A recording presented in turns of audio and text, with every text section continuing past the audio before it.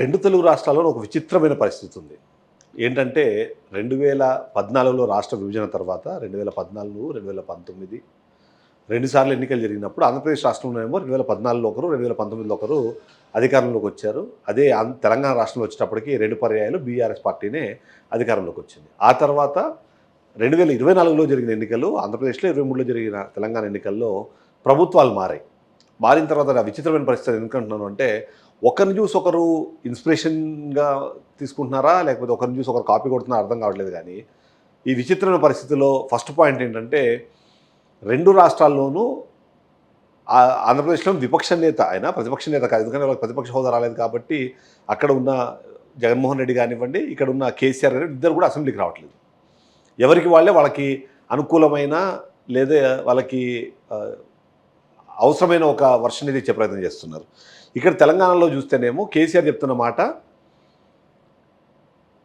మొదటగా చెప్పిందేమో నేను వచ్చిన వెంటనే రావడము, నేను విమర్శించడము లేదా తప్పు చెప్తే దాని గురించి మాట్లాడడం బాగుండదు. కాబట్టి కొద్దిగా సమయం ఇస్తాను, ఆ తర్వాత వస్తాను అన్నారు. అది కూడా ఆల్మోస్ట్ 2 ఇయర్స్ కాబోస్తుంది. మరి ఇప్పటిదాకా అయితే అసెంబ్లీకి రాలేదు. ఆంధ్రప్రదేశ్ రాష్ట్రంలో మాకు ప్రతిపక్ష హోదా ఇవ్వకపోతే మమ్మల్ని కేవలం ఎమ్మెల్యేలుగా మీరు భావించి మమ్మల్ని ఒకవేళ ట్రీట్ చేస్తే మా నోరు నొక్కే అవకాశం ఉంటుంది.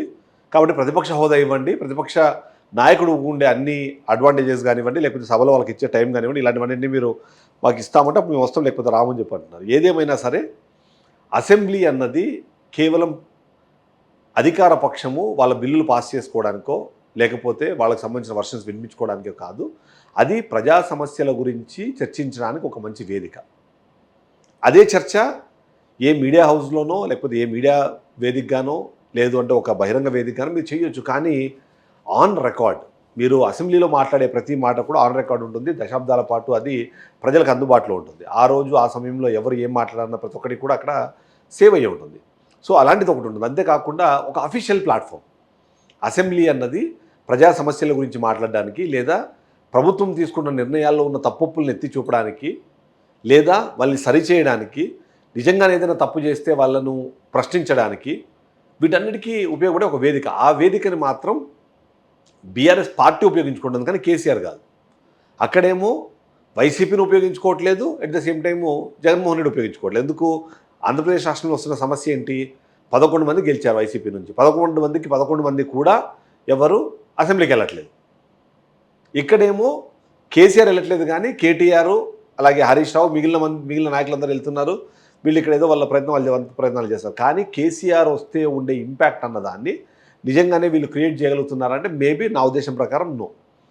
కేసీఆర్ వస్తే, కేసీఆర్ మాట్లాడితే, కేసీఆర్ కనీసం ఒక చూపు చూస్తే లేదా ఆయన సైగ చేస్తే అది చాలా ఇంట్రెస్టింగ్గా ఉంటుంది అని చెప్పి ఒక జర్నలిస్ట్గా నేను భావిస్తాను. ప్రజలు కూడా అది ఎక్స్పెక్ట్ చేస్తున్నారు. ఎందుకంటే అక్కడ మాట్లాడేది నిజాలని ఒకరు, అబద్ధాలని ఒకరు, తప్పుగా ఎక్స్ప్లెయిన్ చేస్తున్నారని ఒకరు, తప్పుగా ఎక్స్ప్రెస్ చేస్తున్నారని ఒకరు, ఇట్లా ఒకరొకరు వాళ్ళ వర్షన్స్ వినిపించే ప్రయత్నం చేస్తారు. కానీ అదే కేసీఆర్ వస్తే ఆయన మాటల తీరు, అందులో ఉన్న పటుత్వము లేకపోతే దానికి సంబంధించిన ఖచ్చితత్వము, నికార్సైనతనం ఇవన్నీ కూడా ప్లస్ అవుతాయని చాలామంది అనుకుంటారు. నేను కూడా అదే భావిస్తున్నాను. కాబట్టి కేసీఆర్ అసెంబ్లీకి రాకపోవడము, అటు జగన్మోహన్ రెడ్డి చేస్తున్న మాట ఏంటి? మేము 11 మంది ఉన్నాము, మాకు ప్రతిపక్ష హోదా ఇవ్వడానికి అవకాశం లేకుండా క్రియేట్ చేస్తున్నారు.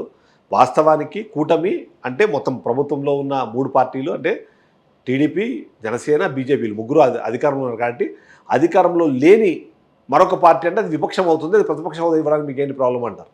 ప్రతిపక్షంలో ఉంటే అంటే ప్రతిపక్ష హోదా ఇస్తే ప్రతిపక్ష నాయకుడిగా ఆయన కొన్ని అడ్వాంటేజెస్ వస్తాయి. ఆయన ఎప్పుడైనా సరే మినిస్టర్లు లేకపోతే ఎమ్మెల్యేలు మాట్లాడదు చేయించినప్పుడు ఆయనకి ఖచ్చితంగా మైక్ ఇవ్వాల్సి వస్తుంది. ఆయన ఖండించడానికి అవకాశం దొరుకుతుంది. అలా కాకుండా ఒక ఎమ్మెల్యేగా ట్రీట్ చేస్తే మాత్రం ఆ అవకాశం అనేది ఉండదు అన్నది జగన్మోహన్ రెడ్డి చేస్తే వాళ్ళు. సరే, నేను స్టార్టింగ్లో ఒక స్టేట్మెంట్ చెప్పాను. ఒకరిని చూసి ఒకరు కాపీ కొడుతున్నారా, ఇన్స్పిరేషన్ తీసుకుంటున్నారా ఏంటి అర్థం కావట్లేదు. 2023లో ఎన్నికలు జరిగాయి. బీఆర్ఎస్ ఓడిపోయింది. ఎందుకు ఓడిపోయింది అంటే సిట్టింగ్ స్థానాలు ఎక్కువ మందికి ఇవ్వడం వల్ల వాళ్ళ మీద ఉన్న వ్యతిరేకత కాస్త ప్రభుత్వం మీద కన్వర్ట్ అయ్యి దాని ద్వారా వాళ్ళకు అధికారం రాకుండా పోయింది. ఫర్ ఎగ్జాంపుల్ ఇగో ఏ అయితే మార్చారో వాళ్ళందరికీ ఇగో మళ్ళీ గెలిచారు వాళ్ళు అని చెప్పి కొన్ని ఎగ్జాంపుల్స్ చూపిస్తున్నారు.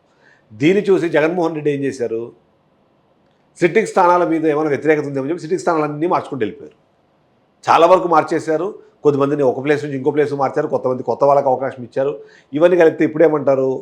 సిట్టింగ్ స్థానాన్ని మార్చుకుంటూ ఉండాల్సింది కొత్త వాళ్ళు వచ్చారు, పాత వాళ్ళు మారారు. అప్పటిదాకా 5 సంవత్సరాల పాటు పనిచేసిన ఎమ్మెల్యే కావచ్చు, లేకపోతే అక్కడ ఇన్ఛార్జ్ కావచ్చు, నియోజకవర్గం ఇన్ఛార్జ్ కావచ్చు, వాళ్ళని మార్చి కొత్త వాళ్ళు వచ్చి వాళ్ళని యాక్సెప్ట్ చేసి వాళ్ళు ప్రజల్లోకి వెళ్ళి అక్కడ ఉన్న స్థానిక సమస్యలు స్థానిక వాటికి సంబంధించిన వాటిని పరిష్కరించుకునే లోపల టైం సరిపోయింది, అందుకే ఓడిపోయారని చెప్పంటారు. ఇక ఈ రెండింటి నేపథ్యం చూసినప్పుడు ఇక్కడ ఈయన ఓడిపోవడానికి కారణం ఏది ఉందో అది ఆంధ్రప్రదేశ్ రాష్ట్రంలో అలా లేదు, అది ఎంటైర్లీ డిఫరెంట్గా అయిపోయింది. ఇక అధికారంలో ఉన్న బీఆర్ఎస్ పార్టీ అప్పుడు అభివృద్ధి మీద సంక్షేమం మీద ఎక్కువ కాన్సన్ట్రేట్ చేసింది, దాన్నే మా అడ్వాంటేజ్గా తీసుకెళ్తామంటే అదే ప్రయత్నము వైసీపీ చేసింది, కానీ బట్ రిజల్ట్స్ అయితే డిఫరెంట్గా వచ్చాయి. అంటే ఈ రెండు రిజల్ట్స్ సేమ్, ఇటు వీళ్ళని ప్రజలు యాక్సెప్ట్ చేయలేదు, అటు వాళ్ళని ప్రజలు యాక్సెప్ట్ చేయలేదు, మొత్తానికి ఇద్దరికి అధికార పక్షంలోంచి తీసి కింద కూర్చోబెట్టారు అన్నది అయితే అర్థమవుతుంది. సో ఈ నేపథ్యంలో ఈ కంపారిజన్స్, ఈ క్యాల్కులేషన్స్ ఇవన్నిటిని మనం చూస్తున్న నేపథ్యంలో ముఖ్యంగా మనం ఇక్కడ మాట్లాడుకోవాల్సింది ప్రతిపక్ష పార్టీ కానివ్వండి, విపక్షం కానివ్వండి, దానికి అధినేతలుగా ఉన్న ఈ నాయకులు అసెంబ్లీకి వెళ్తే అక్కడ వాళ్ళు మాట్లాడే మాటలు, వాళ్ళు చేసే సూచనలు, వాళ్ళు ఎత్తే అంశాలు ఇవన్నీ కూడా ప్రజలకు ఉపయోగపడతాయి. రేపొద్దున ప్రతిపక్ష నేతగా వీళ్ళు సమాధానం చెప్పలేకపోవచ్చు, కనీసం మీ నియోజకవర్గానికి సంబంధించిన ఎమ్మెల్యేగా అయినా మీరు వాళ్ళకి సమాధానం చెప్పాల్సిన అవసరం కదా, మీ నియోజకవర్గ ప్రజలకైనా మీరు సమాధానం చెప్పాలి కదా. అటువైపు కూడా ఆలోచించకపోతే ఏంటి? ప్రభుత్వం చేస్తున్న తప్పుల్ని మీరు మీడియాలోకి వచ్చి మాట్లాడాను, ఈ మీడియాలో నేను చెప్పాల్సుకున్నంత చెప్పేస్తా అంటే, కానీ బట్ దాన్ని కౌంటర్ చేసేది ఎవరు? ఆ కౌంటర్ చేసిన ప్రెస్ మీట్ ఇంకో చోట జరుగుతుంది, ఈయన మాట్లాడేదేమో ఒక చోట.